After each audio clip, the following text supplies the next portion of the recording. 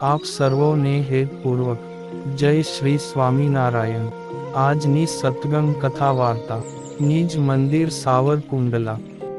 આજની સત્સંગ કથા વાર્તામાં આપણે શ્રીમદ સત્સંગી જીવનની કથા સાંભળશું। અધ્યાય 39। એ જ રીતે પૂર્વે પૃષદ રાજ્યમાં માંધાતા નામે રાજા થયા। તેમના પિતાનું નામ યુવનાશ્વ હતું।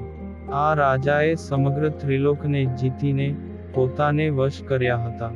આ રાજાની માતા જન્મતાની સાથે જ મૃત્યુ પામી હતી। તેથી દેવોએ કહ્યું કે આ કુમાર કોને ધાવશે? ત્યારે ઇન્દ્રએ કહ્યું કે આજથી આ મને ધાવશે। તેથી તે કુમારનું નામ માંધાતા રાખવામાં આવ્યું।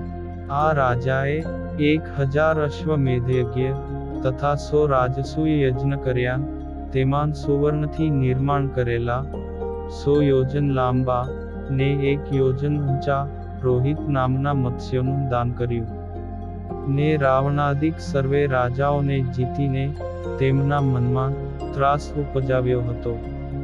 સૂર્યોદયથી સૂર્યાસ્ત પર્યંત રહેલો ધરતીનો ભાગ યુવનાશ્વ પુત્ર માંધાતા રાજાનું ક્ષેત્ર કહેવાય છે। એ જ રીતે પૂર્વે યયાતિ નામે રાજા થયા, જેમણે 1001 વાજપેયી યજ્ઞનું અનુષ્ઠાન કર્યું અને સપ્ત સાગર પર્યંત સમસ્ત ધરતી ઉપર દિગ્વિજય પ્રાપ્ત કર્યો। કોઈ બલિષ્ઠ પુરુષ શમ્ય નામનો કાષ્ઠદંડ બળથી ફેંકે ને તે જેટલે દૂર જઈને પડે તે સમસ્ત ધરતી ઉપર આગળ અને આગળ યયાતિ રાજાએ યજ્ઞવેદિકાનું નિર્માણ કરીને સમસ્ત ધરતીને યજ્ઞવેદિકાથી અલંકૃત કરી દીધી હતી। આ રાજાએ 3 મોટા સુવર્ણ પર્વતના દાન કરીને બ્રાહ્મણોને પ્રસન્ન કર્યા।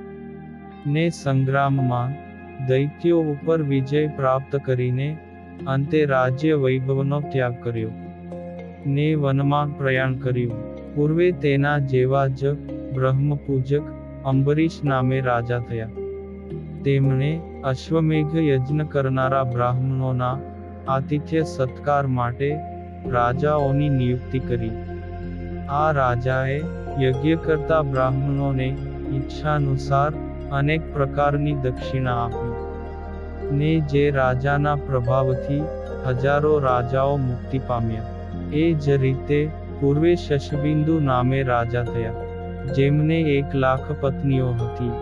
સુવર્ણના કવચને ધારણ કરનારા ધનુર્ધારી 10,00,000 દીકરાઓ હતા। તેમજ એક પુત્રને 100 કન્યાઓ હતી। એક કન્યાની પાછળ 100 હાથીઓ, એક હાથીની પાછળ 100 રથો, એક રથની પાછળ 100 અશ્વો, એક અશ્વની પાછળ 100 ગાયો વગેરે સમગ્ર વૈભવ સંપત્તિ તે રાજાએ અશ્વમેધ યજ્ઞમાં બ્રાહ્મણોને દાનમાં અર્પણ કરી। એ જ રીતે પૂર્વે ગય નામે રાજા થયા। આ રાજા મહાશ્રદ્ધાળુ ને યથાર્થ વક્તા હતા।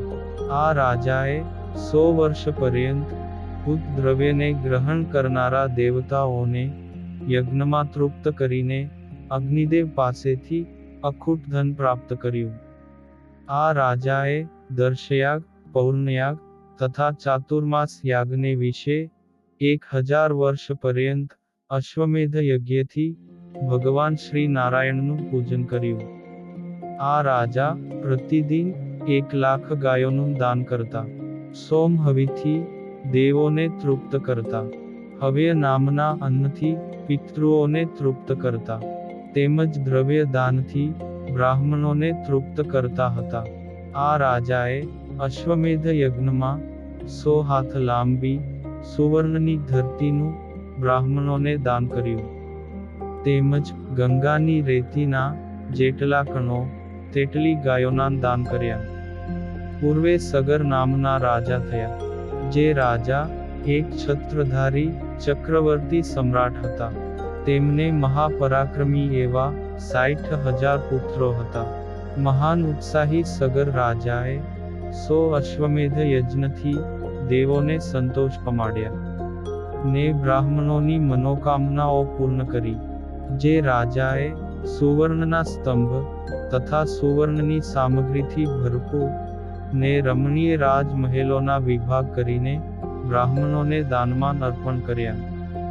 જે સગર રાજાએ પોતાના 60,000 પુત્રો પાસે સમસ્ત ધરતીને ખોદાવી. તે ખોદેલી ધરતી સમુદ્ર સ્વરૂપે બની. તેમજ તે સગર રાજાના નામ પરથી સમુદ્રનું સાગર એવું નામ રાખવામાં આવ્યું. પૂર્વે રંતિદેવ વગેરે અનેક રાજાઓ થયા. જે રાજાઓ બ્રાહ્મણોને પ્રસન્ન કરવાના હેતુથી મહાકીર્તિ અને દેવોને પણ દુર્લભ એવી સમૃદ્ધિને પામ્યા હતા. તે જ પ્રમાણે સ્વર્ગની સમૃદ્ધિને પામેલા નહુષાદિક રાજાઓ બ્રાહ્મણોના અપમાનથી સ્વર્ગમાંથી ભ્રષ્ટ થયા છે. બીજા હજારો દેવો તથા દૈત્યો પણ બ્રાહ્મણોના અપમાનથી પોતાના સ્થાન થકી ભ્રષ્ટ થયા છે.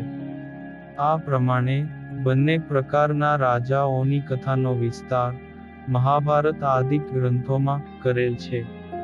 આ કથાનું તાત્પર્ય એટલું જ છે કે રાજાએ બ્રાહ્મણોનો આદર સત્કાર કરીને તેમનું પૂજન કરવું. હે રાજન, તેથી પોતાના કલ્યાણને ઈચ્છતા રાજાએ મદનો ત્યાગ કરીને નિત્ય બ્રાહ્મણોનું પૂજન કરવું. એમ નહીં કરનાર રાજાઓ રાજ્ય લક્ષ્મીથી જરૂર ભ્રષ્ટ થશે. તે જ પ્રમાણે ગૃહસ્થ પુરુષોએ પણ મહાત્મા બ્રાહ્મણોનું સર્વ પ્રકારે પૂજન અર્ચન કરવું. તેમાં પણ જે મારા આશ્રિત પુરુષોએ વિશેષપણે કરીને બ્રાહ્મણોનું પૂજન કરવું. સુવ્રત મુનિ કહે છે કે, હે રાજન, આ પ્રકારે ભગવાન શ્રી હરિએ પોતાના ભક્ત ભૂમિપતિ સુરસિંહ રાજા તેમજ અન્ય ગૃહસ્થ ભક્તોને બ્રાહ્મણોની સેવા કરવાનો સુંદર બોધ આપ્યો.